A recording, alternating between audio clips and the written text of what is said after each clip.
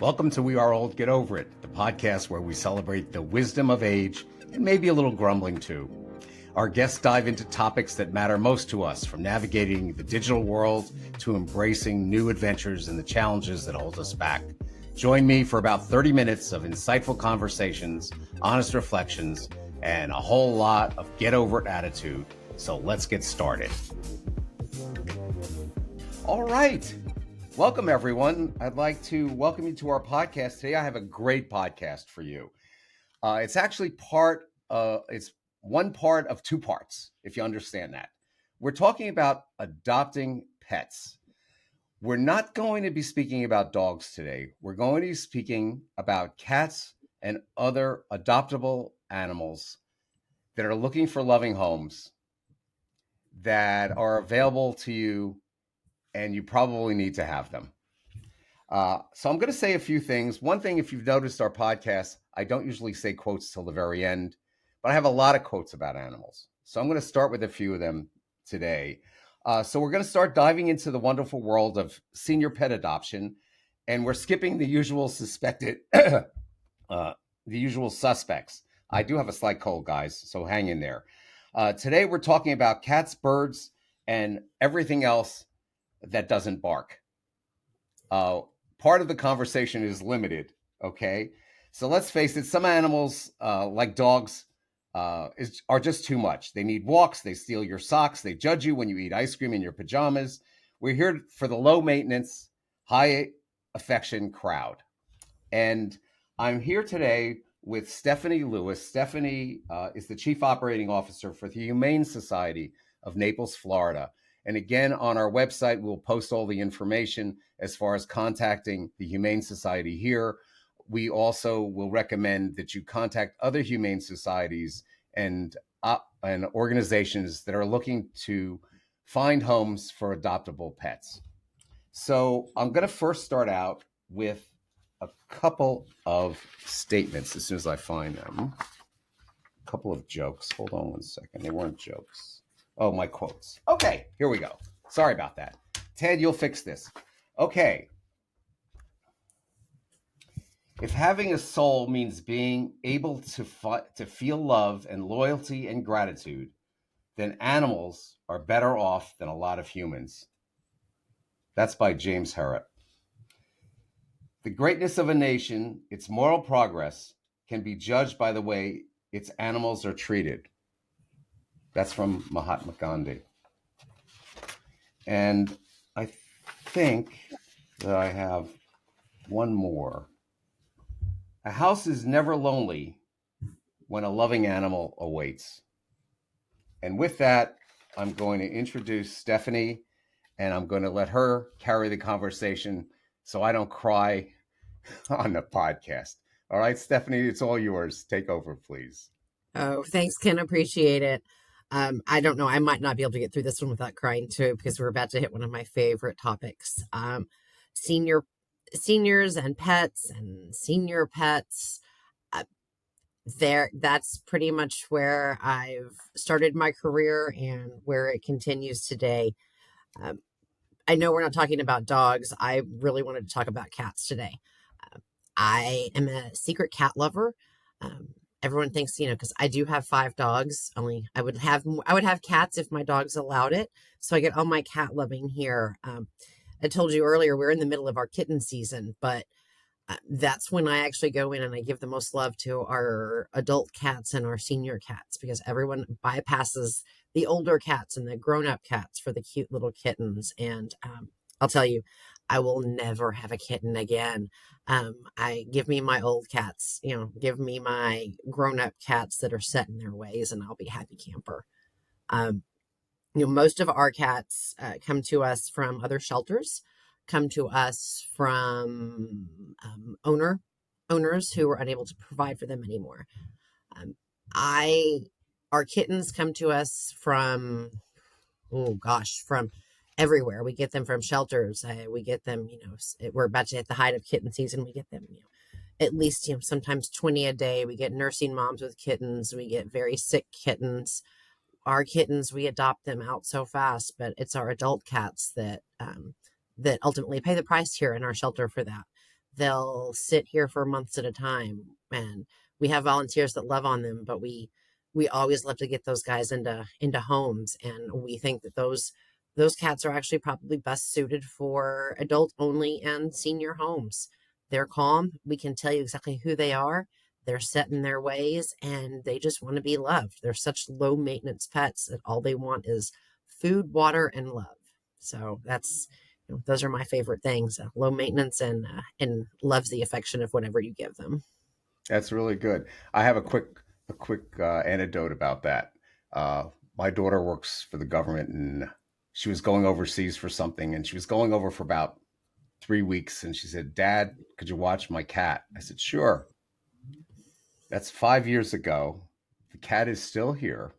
Hmm. Gets along with my dog. Not a problem. Well, Hmm. they kind of get along in their own ways. Hmm. And he's an older cat. I think he's 14 now. Hmm. And he just fits into the family. And Hmm. to hear him purr is a calming effect, especially on Yes. somebody as crazy as I am.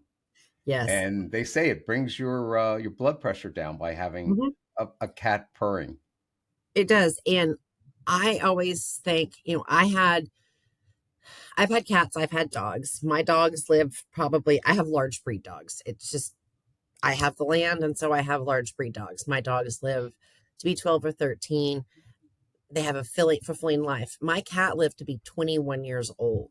So people that think when they get a senior cat that, oh, you're only going to have it for a few years, and then I don't want to deal with the heartbreak if it goes, you'd be surprised how long a healthy indoor only cat lasts. Old age is going to creep up on everyone and on everything, but those cats, all their, you're their world, and I think that this is the best thing. um I would rather do adult cats. Kittens, you don't know their personality when you get them. I mean, every cat has a unique personality, but kittens are still kind of finding who they are. um and another thing, and I if you saw my arms, you would know what during kitten season how scratched up they are. Kittens love to use their claws to climb on you. We get so many scratches and bites, and because kittens being kittens scratching on you, and um, adult cats aren't going to use you as a scratching post. They're just going to sit around and make you smile and purr, as you mentioned. And sometimes, in my case, they would try to steal your chips and your cheese. That's what they loved. So my cats loved pizza. My cat loved pizza. Okay, the let's go through the process Yeah. of adoption a little bit.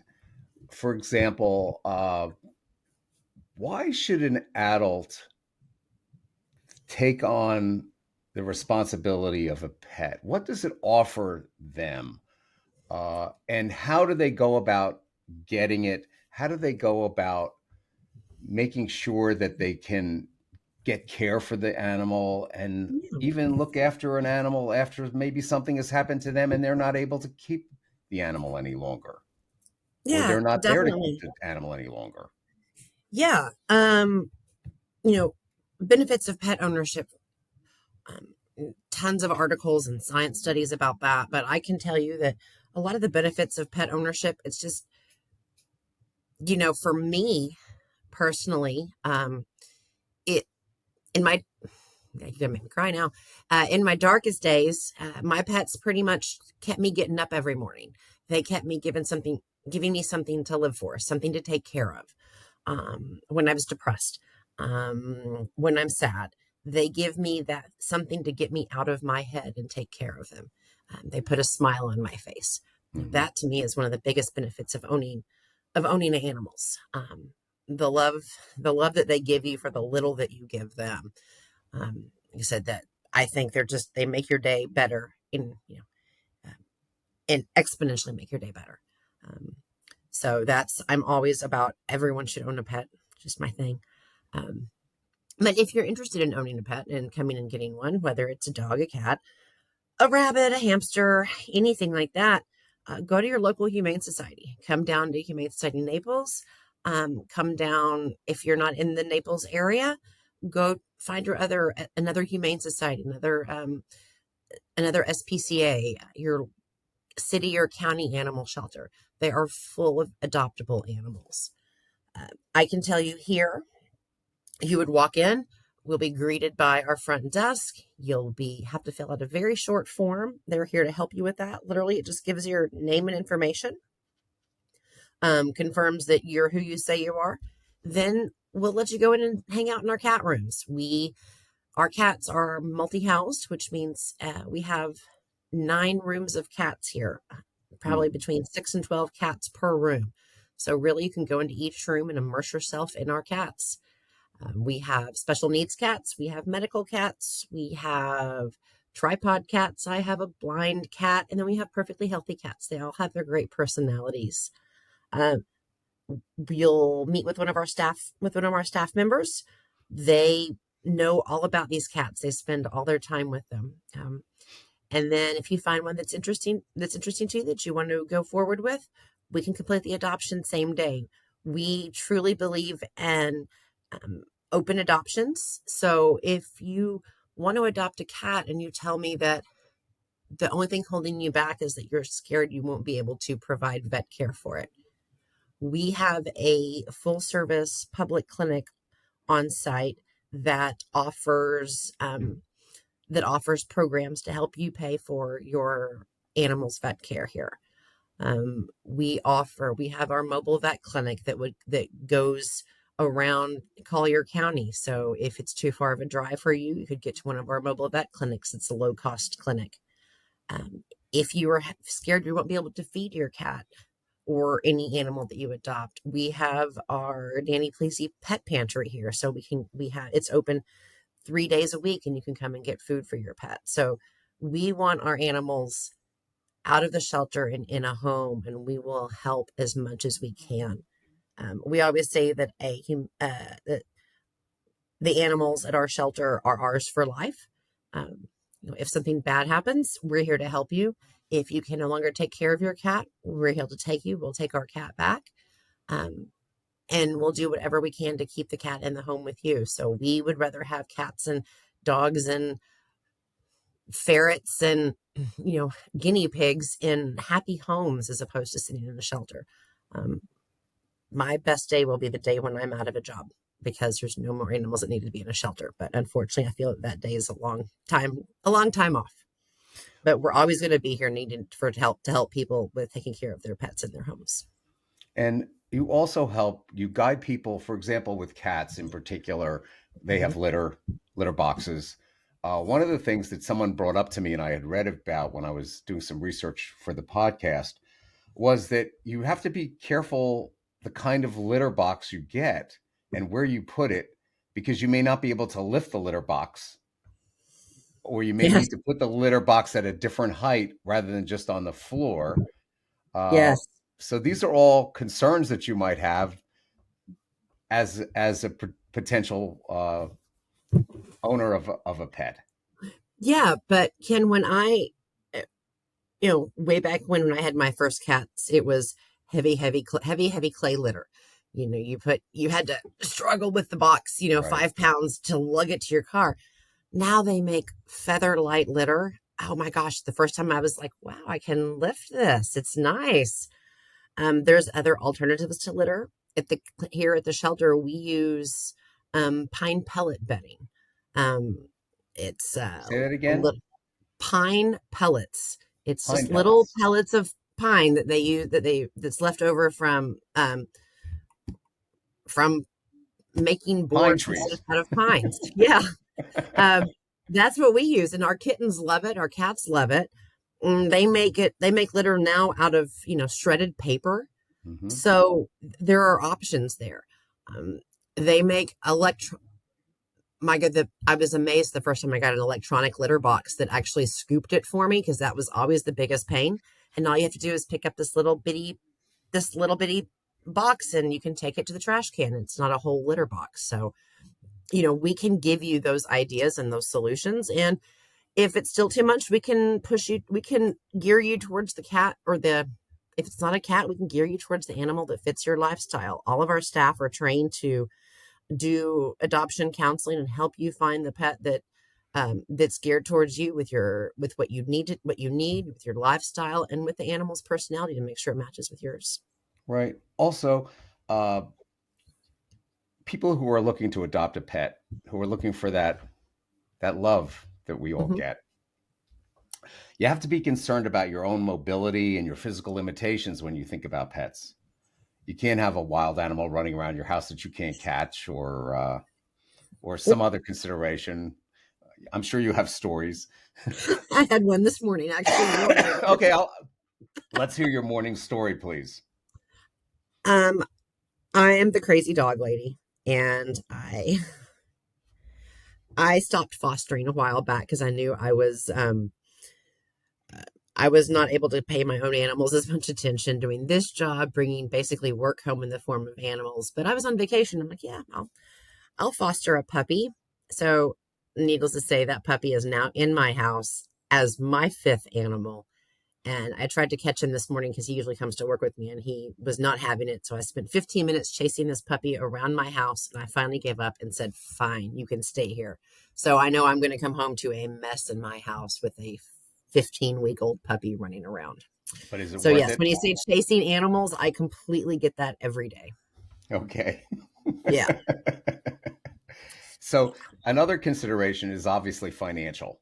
Hmm. Uh, you had mentioned that there are things that you can do within uh, this Humane Society to work with people, uh, but having a pet is an ongoing responsibility. We live in a fairly wealthy community, Hmm. but there are people even in our communities that don't have the financial wherewithal. And you had mentioned that there are sources and they can come to you for assistance. Is that correct? That is As far as correct. feeding and We have a food pantry. We have our mobile vet clinic that goes all around Collier County. We have special programs within our public clinic. And I didn't mention it, but one of the things that in our community, um, since, we are, our population is older, we have had an increase of people who are single or um, have lost their family or are away from their family and then have to go into the hospital for medical treatment. And there's no one to watch their pets for them. That's one of the big things around that stops some people from adopting.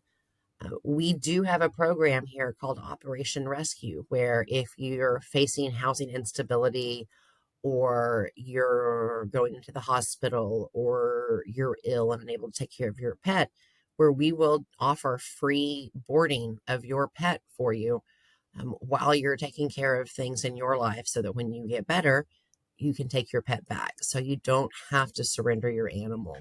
Um, it is a that's service that we wonderful. offer to That's our wonderful. community. Actually, that was one of the things that I was about to speak about, which Hmm. was planning for your pet's future.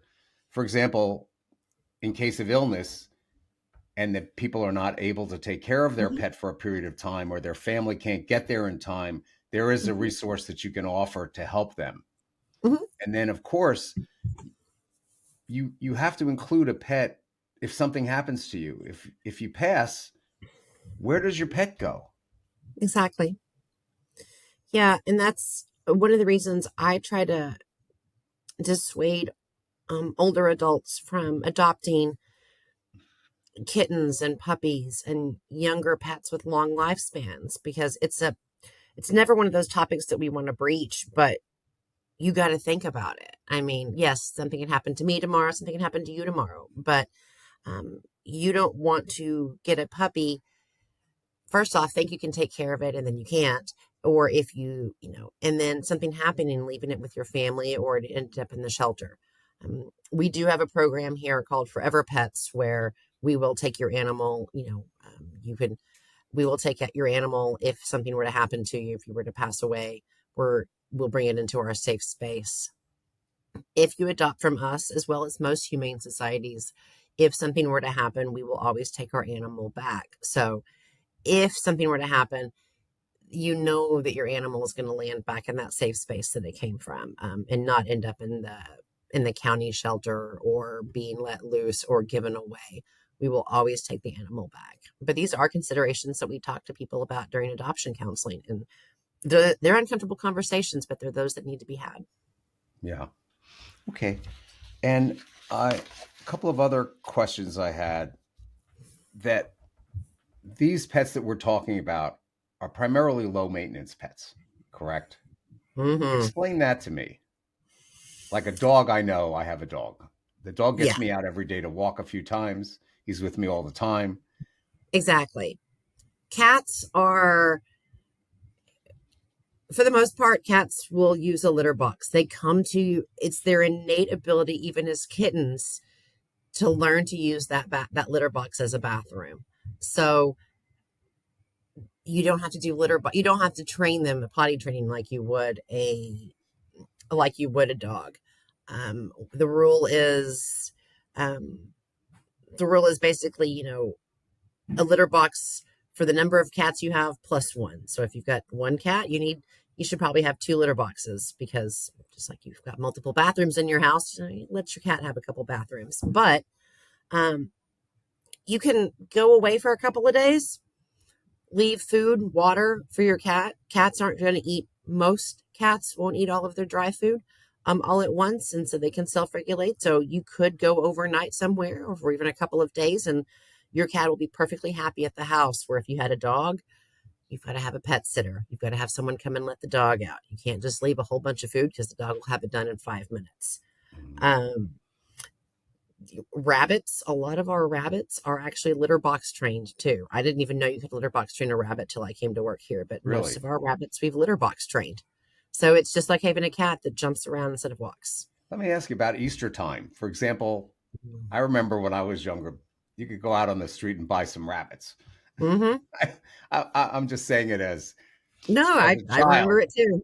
Yeah. And do you get a lot of rabbits coming in after Easter?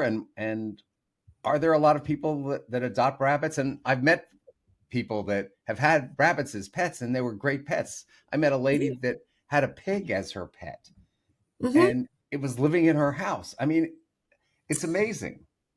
We do. We have rabbit people that come and adopt rabbits.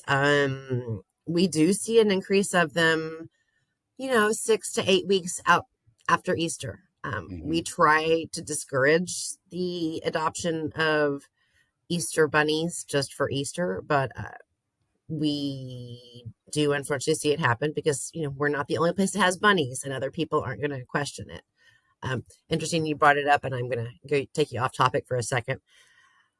One of my first jobs when I came from Texas was helping doing behavior at another nonprofit, and they also did animal cruelty investigations. So right around Easter time, um, they seized about 85 rabbits from a rabbit breeder. Hmm. Put it in the warehouse, put it where, in cages, but we didn't have 85 rabbit cages. So they just put them in the dog kennels. I think by the time that the last animal got adopted or sent to another rescue, we ended up with 300 rabbits we had to find places for, Wow. because they just kept Multiply. multiplying. There's a little And they sex would going get on out, there we'd come out, somehow. we'd have rabbits all over the floor. And It sounds like a cartoon. oh my God, it was a cartoon. It was so funny. But yes, so but rabbits, back to rabbits. They're actually amazing pets. They have their own personality too. I didn't know this until I started working here and really spending time with them. And they have their different breeds, and they have their different looks, and they're amazing pets, just like ferrets are. And what's the most unusual pet you guys have adopted out recently? Recently, probably it would have to be for me, it's probably a skinny pig. A guinea pig. Okay. No, a skinny pig. A skinny pig. Oh, Skinny I pig. don't know what that is. Exactly. It's a guinea pig. It's what they call a hairless guinea pig. Oh, okay. It's a hairless guinea pig. It's so ugly, it's cute. Um, every time we get ferrets too. Ferrets are a really neat pet. They're a little musky smelling, but we get them and they go fast. Everyone loves Really? a ferret. Mm-hmm.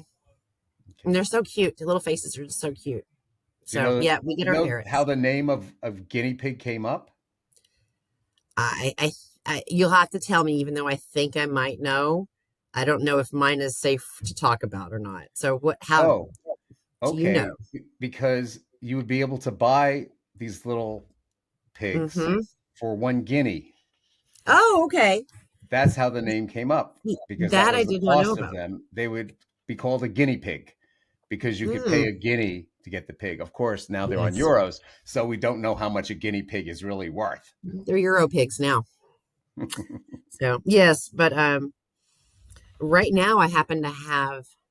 We took in four hamsters that we found that someone, a good Samaritan, found by the side of the road that someone left and brought in, and we had just made one of them available, and we came in the next morning and there were seven hamsters in there. She gave birth. So now I have you can't check. You can't fix those. So Nope. now I happen to have six now. We unfortunately lost one, but we have six 2-month old hamsters now. And those are Wow. actually good pets for older individuals too, because their lifespan is about 3 to 5 years old. When you get them young like this, and sometimes if you get them socialized, they're a lot of fun. They have their own personalities too. I got yelled at by one this morning, and then I got cuddled with one of them cuddled up next to me this morning. So every animal has its own personality. Well, I think it's interesting. You brought up the point of you get an animal and you expect it to live so long. And I think that there's if you the I speak to people walking their dogs, for example, and I think one of their biggest fears is if they lose their dog because their dog means so much to them. And the cat is the same way. And I'm Hmm. sure other animals are the same way. That Hmm. they have this animal to help them with their loneliness and to deal with their emotions and to be their friend. And then they lose that pet. And then what do they do? And I don't have the answer for that. I you know, I always I had a dog. Um, it was 3 years ago yesterday that I had to say goodbye to her. She was my heart. She was my soul. She was, it was like she got me. Um, and I lost her from lung cancer. Younger than, well, she could have lived forever and wouldn't have been long enough for me. But I had that love to give, and I knew that I wanted to share it um, with another pet. And no pet I ever get will replace her, but I can give that love to another pet and I can help another animal along the way. I mean, that's what I've done my whole career in animal welfare. I started this because I wanted to help pets. I wanted to help these animals that helped me so much get through life um, and kind of what I've committed to. So I don't think you can ever replace the lost one. And they all hurt. Some of them are going to hurt as Yeah. much. Some of them are going to hurt so bad, and you think you could ever get through that pain, and you never want to go through that pain again. Um, but push yourself through it. If you don't think that you can fully commit to an animal, every local animal shelter needs animal fosters. Bring a Mm. pet into your home for a week, a month. Help a pet heal. Help socialize a pet, and get your heart back into it. Some people just love to That's very foster. interesting of what you're saying about becoming Hmm. a foster Hmm. parent for pets. Explain how that works a little bit more. Yeah, Because well, I would think that a large percentage of those people end up adopting those pets. Am I correct? Not uh, just you. yeah, yes, yes, and now I can give counseling on how what not to do because I've done it so often. But it is a good way to see if you're ready and to see if that pet meets what you're looking for. We always have dogs that might be sick, and when I say sick, the cold, like kind of like you and I have right now with allergies. That just shouldn't be in the shelter because we don't want to expose them to other pets and get them sick. So we need a place for them to go for a couple of weeks. They might have to get an antibiotic pill once a day. I've got one in the back right now who just had a hip replacement, who had a hip surgery. Replacing knees. Those are things that we heal much better at home. Animals heal much better at home than the shelter. So those are the options, and we also have animals that we get we have and we just don't have space for on our floor right now, that would, or animals that have been here for over a year, that would just need a break and need to be in a house and enjoy being off of our adoption floor for a while. So if you ever want to foster for us or any other organization, you go to their website. Everyone has an application, or give them a call and ask them about what it takes to foster. I have dog fosters. I have a lot of cat fosters. We at here we actually foster more cats out than we do dogs. Really? I've got medical cats. I've got diabetic cats. I've got cats that need to have no other cats with them, and those are kind of hard cats to shelter in a shelter. So it's always good to have a home for those cats to go into for the short term. And we can adopt them out. The foster can help find them a home. Or many times our fosters do fall in love with them and end up keeping them, and that's just fine too. I'd rather a foster, use fostering to find that perfect animal for you and help the others while you're doing that. Yeah. Earlier this week, I was walking my dog and I met a lady who actually, my dog was getting groomed. So my dog wasn't with me on the way back. But I bumped into a lady who had this cute little dog. And I said, "How long have you had this dog?" And she said, "Oh, I've had it for 4 months." She said, "But we haven't had a dog in our house for 16 years. And I finally couldn't take it any longer. That I felt I needed, my husband, I felt that I needed to have an animal in the house." And he agreed. And she said, "We didn't know what we were missing for 16 years. Mm-hmm. So I think that what I would like to pass on to others is that there are creatures out there that will love you. And I think that those are irreplaceable. Mm-hmm. Okay, so now that I'm about to cry, Same here. Thank you. okay, is there anything else you'd like to pass on today? Yeah, I think so. Just, don't be scared to bring an animal into your home. Don't be scared to bring that four-legged, eight-legged, no-legged for some things. Don't be scared to bring that animal into your home and give it love. Don't be scared that you don't have enough to give. Because anything you give most of the times is better than it's going to be in the shelter. And anything you give that animal is going to love unconditionally. Animals are, help us when we're sad, make us happy when we're happier, make us happier when we're happy. They're there to comfort us. So take the time and bring one into your life. If you don't want to make the full-time commitment, foster. If you want to make the full-time commitment, get the right pet. Go find a cat. Go find a cat, a mellowed out cat that just wants to sit on your lap and watch TV, or sit in the lanai and just watch the birds go by. Those are the Right. best kinds of animals, I think. Okay.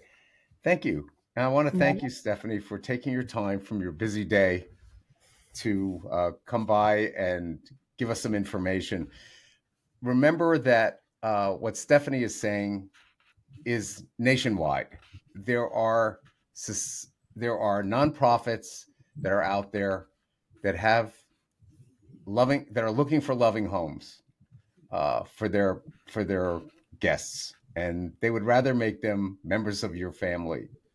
And with that, I want to thank you, Stephanie, and the Humane Society of Naples for giving me the time for you. You were difficult to get a hold of because you're so freaking busy. Sorry. Okay, I'm not allowed to curse on my podcast, I've been told. So freaking is the only thing I could say. Okay, I'm going to end the podcast today with 3 quotes. Okay. In ancient times, cats were worshipped as gods. They haven't forgotten this. Terry Pratchett said that. I think that that's basically true. Uh, what greater gift than the love of a cat was said by Charles Dickens. And until one is loved by an animal, a part of one's soul remains unawakened. And that was by Anatole France. I think any pet owner would say the same thing. So Yeah, thank you again. And I look forward to hearing from all you out there. If you have any questions, you can always contact me via my Gmail account, which is weareoldpodcast@gmail.com. You can go to our website. That information is readily available to you, and you can get a transcript of our podcast that I had today with Stephanie on the website also. And I want to thank all of you for listening, and I want to thank you, Stephanie, and the people at the Humane Society for helping us out today. Okay? Okay. perfect. All right. Anytime. Thank you, Steph. Yeah. And that concludes this episode of We Are Olds, Get Over It. Thanks for joining me. I hope you found our conversation both insightful and entertaining. Remember, age is a journey, not a destination. So embrace the wrinkles, the forgetfulness, and the occasional tech frustrations with a good dose of get over it attitude. Until next time, keep laughing, keep learning, and keep getting over it. Ken out.